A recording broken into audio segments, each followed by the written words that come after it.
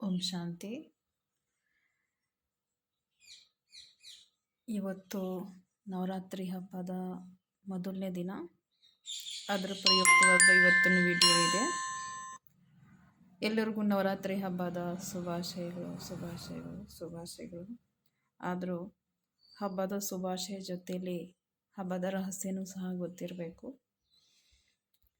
ಇವತ್ತು ನವರಾತ್ರಿ ಹಬ್ಬದ ಮೊದಲನೇ ದಿವಸ ದೇವಿ ಹೆಸರು ಶೈಲಪುತ್ರಿ. ಬಾಬಾ ಬಂದಿರೋದು ನಮಗೆ ದೇವತೆ ಮಾಡೋಕ್ಕೋಸ್ಕರ. ದೇವಿ ದೇವತೆ ನಾವು ಸತ್ಯುಗದಲ್ಲಿ ಆಗ್ತೀವಿ. ಆದರೂ ಈಗ ನಮ್ಮಲ್ಲಿ ದೇವಿ ಗುಣ ಬರಬೇಕು ಅಂದರೆ ಬಾಬನ ಹತ್ರ ತಗೋಬೇಕಲ್ವಾ. ಅದಕ್ಕೋಸ್ಕರ ನಾವು ನಮ್ಮ ಜೀವನದಲ್ಲಿ ಈ ಗುಣಗಳು ರೂಪಿಸ್ಕೋಬೇಕು ಅಂದರೆ ವಿಶೇಷವಾಗಿ ಈ ನವರಾತ್ರಿ ಕಾಲದಲ್ಲಿ ಯೋಗ ಭಟ್ಟಿ ಕಾರ್ಯಕ್ರಮಗಳು ಬೇರೆ ಬೇರೆ ಕಡೆ ನಡೀತಾ ಇದೆ ಸೆಂಟರ್ಗಳಲ್ಲಿ. ಕಾರಣ ಏನು ಅಂದರೆ ದೇವಿ ದೇವತೆರ ದೇವಸ್ಥಾನದಲ್ಲಿ ಭಕ್ತಾದಿಯರು ಏನು ಮಾಡ್ತಿದ್ದಾರೆ, ದೇವಿ ಹತ್ರ ಯಾವುದಾದ್ರೂ ಒಂದು ಆಸೆ ಮನೋಕಾಮನೆ ಇಟ್ಕೊಂಡು ಸಂಕಲ್ಪ ಇಟ್ಕೊಂಡು ದೇವಿಗೆ ಆರಾಧನೆ ಮಾಡ್ತಿದ್ದಾರೆ, ಪೂಜೆ ಮಾಡ್ತಿದ್ದಾರೆ. ಅಂದರೆ ಅವರಿಗೆ ಎಲ್ಲಿಂದ ಸಿಗುತ್ತೆ? ನಮ್ಮ ಯೋಗದ ದಾನ, ಯೋಗದ ಪ್ರಯೋಗ, ಯೋಗದ ಪ್ರಕಂಪನೆ ನಾವು ಹರಡಿಸ್ತೀರಿ. ಆ ಪ್ರಕಂಪನೆ ಅವರ ಆ ಆತ್ಮರ ಸಂಕಲ್ಪ ಸಿದ್ಧಿ ಮಾಡೋದು. ಬಾಬಾ ಏನು ಮಾಡ್ತಾರೆ, ಆ ಶಕ್ತಿ ನಮ್ಮ ಯೋಗದ ಶಕ್ತಿ ಇಲ್ಲಿಂದ ತಗೊಂಡೋಗಿ ಅಲ್ಲಿ ಅವ್ರ ಸಂಕಲ್ಪ ಸಿದ್ಧಿ ಮಾಡೋದು. ಅದಕ್ಕೋಸ್ಕರ ವಿಶೇಷವಾಗಿ ಯೋಗದಾನ ಇರಲಿ, ಭಟ್ಟಿ ಕಾರ್ಯಕ್ರಮಗಳಿರಲಿ, ಸೇವಾ ಕೇಂದ್ರಗಳಲ್ಲಿ ಯಾವುದೇ ಟೈಮಲ್ಲಿ ಬೆಳಗಿಂದ ಸಂಜೆ ರಾತ್ರಿ 8 ಗಂಟೆವರೆಗೂ ಯಾವ ಟೈಮ್ ಬೇಕಾದರೆ ಬಂದು ಎಲ್ಲೆಲ್ಲೋ ನೀವು ಯಾರ್ಯಾರು ಕೇಳ್ತಿದ್ದಾರೆ ಅವರವ್ರ ಸೇವಾ ಕೇಂದ್ರಗಳಲ್ಲಿ ಹೋಗಿ ತಪಸ್ಸಿಯ ಕಾರ್ಯಕ್ರಮ ವಿಶೇಷವಾಗಿ ನಿಮ್ಮ ದಿನಚರ್ಯದಲ್ಲಿ ನೀವು ಎಷ್ಟು ಮಾಡ್ತಾ ಇದ್ದೀರ ಅದರಲ್ಲಿನೂ ಸಹ ಸ್ವಲ್ಪ ಹೆಚ್ಚಿಗೆ 1 ಅವರ್ ಹೆಚ್ಚಿಗೆನೇ ತಪಸ್ಸಿಯ ಕಾರ್ಯಕ್ರಮ ಇಟ್ಕೊಂಡ್ರೆ ಒಳ್ಳೆಯದೇನೆ. ಸರಿ, ಇವತ್ತಿನ ದೇವಿ ಹೆಸರೇ ಇದೆ ಶೈಲಪುತ್ರಿ. ಮೊದಲನೇ ದಿವಸದ ದೇವಿ ಹೆಸರು ಶೈಲಪುತ್ರಿ. ಇದರದ ಅರ್ಥ ಇದೆ ಶೈಲಪುತ್ರಿದು ಜಗನ್ಮಾತೆ. शैलपुत्री पहला दिन। जगदम्बा जगन्माता के 9 दुर्गे अवतारों में प्रथम अवतार है शैलपुत्री। वह माता सती, भवानी, पार्वती नामों से जाने जाते हैं। जगन्मातेದು 9 दुर्गे ಅವತಾರದಲ್ಲಿ ಪ್ರಥಮ ಅವತಾರ ಶೈಲಪುತ್ರಿ. ಮಾತಾ ಸತಿ, ಭವಾನಿ, ಪಾರ್ವತಿ ಹೆಸರದಿಂದ ಹೆಸರುವಾಸಿಯಾಗೋದು. ಹೆಸರದ ಅರ್ಥ ಇದೆ. तमिलनाडु में प्रसिद्ध देव श्री सुब्रमण्यमेश्वर स्वामी और प्रथम पूज्य श्री विघ्नेश्वर की माता पार्वती को ही शैलपुत्री के नाम से आराधना किया जाता है। शैल शब्द का अर्थ ही है पवित्र और पर्वत और धरती। ತಮಿಳುನಾಡುವಲ್ಲಿ ಬಹಳ ಹೆಸರುವಾಸಿ ದೇವಸ್ಥಾನ ಇದೆ, ಶ್ರೀ ಸುಬ್ರಹ್ಮಣ್ಯೇಶ್ವರ ಸ್ವಾಮಿ ದೇವಸ್ಥಾನ. ಮತ್ತು ಪ್ರಥಮ ಪೂಜ್ಯ ವಿಘ್ನೇಶ್ವರದು ತಾಯಿ ಪಾರ್ವತಿ. ವಿಘ್ನೇಶ್ವರ ಅಂದರೆ ಗಣೇಶ, ಅವ್ರ ತಾಯಿ ಪಾರ್ವತಿ ಅವರಿಗೇನೆ ಶೈಲಪುತ್ರಿ ಹೆಸರದಿಂದ ಜನ ಪೂಜೆ ಮಾಡಲಾಗೋದು. ಶೈಲದ ಶಬ್ದ ಆಗಿದೆ ಬೆಟ್ಟ ಮತ್ತು ಭೂಮಿ.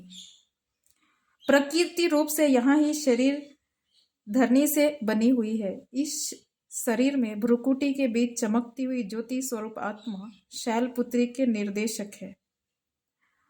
वह महाशिव के प्रति रूप में प्राप्त करने के लिए, माना पति के रूप में प्राप्त करने के लिए तय किया था। यह बात पुराण में प्रचलित है। ಅರ್ಥ ಏನಿದೆ ಅಂದರೆ ಪ್ರಾಕೃತಿಕ ರೂಪದಲ್ಲಿ ಈ ಶರೀರ ಮಣ್ಣಿಂದ ರೆಡಿಯಾಗಿರೋದು, ಭೂಮಿದಿಂದ ರೆಡಿಯಾಗಿರೋದು.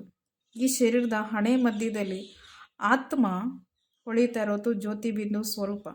ಅದೇನೇ ಶೈಲಪುತ್ರಿದ್ಗೆ ಸಂಕೇತವಾದದ್ದು ಇದೆ. ಅದೂ ಸಹ ಮಹಾಶಿವಗೆ ಅಂದರೆ ಅರ್ಥಾತ್ ಶಿವನಿಗೆ ಪತಿ ರೂಪದಲ್ಲಿ ಪ್ರಾಪ್ತಿ ಮಾಡ್ಕೊಳ್ಳೋಕ್ಕೋಸ್ಕರ ಶೈಲಪುತ್ರಿಯವರು ತಪ್ಪು ಮಾಡಿದರು. ಅಂದರೆ ತಪಸ್ಸೆ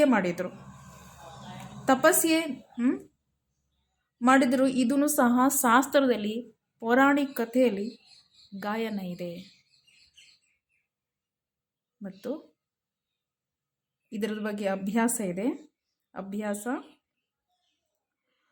अनुभव करो कि इस शरीर में भ्रुकुटी के बीच दिव्य ज्योति की तरह मैं प्रकाशित हो रही हूँ। यह प्रकाश मेरे शरीर के चारों ओर फैल रही है। धीरे धीरे दिव्य प्रकाश मेरे निवास स्थान से पार पूरे प्रदेश में फैलती जा रही है और वहाँ के सारे नकारात्मक शक्तियों को समाप्त करती जा रही है। अनुभव करें कि मैं परम ज्योति स्वरूप शिव की याद से अपने अंदर अहंकार को समाप्त कर, नकारात्मक शक्तियों को समाप्त कर, मैं शिव शक्ति हूँ, शिव शक्ति बनती जा रही हूँ, मैं ही ಶಿವ ಶಕ್ತಿ ಹೂँ.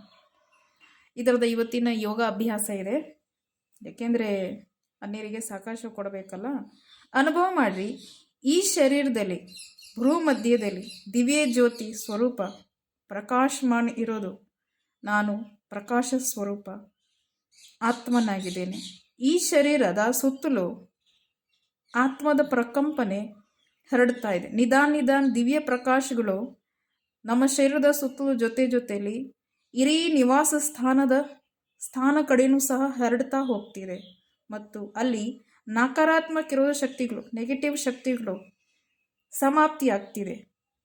ಅನುಭವ ಮಾಡ್ರಿ, ನಾನು ಪರಮಜ್ಯೋತಿ ಪರಮಾತ್ಮನ ನೆನಪಿಂದ ನನ್ನ ಒಳಗಡೆ ಇರ್ತಕ್ಕಂಥ ಅಹಂಕಾರ ಅನ್ನೋದು ದುರ್ಗುಣವನ್ನು ಸಮಾಪ್ತಿ ಮಾಡ್ಕೊಳ್ತಾ ಇದ್ದೇನೆ. ನಾನೇ ಶಿವಶಕ್ತಿಯಾಗಿದ್ದೇನೆ.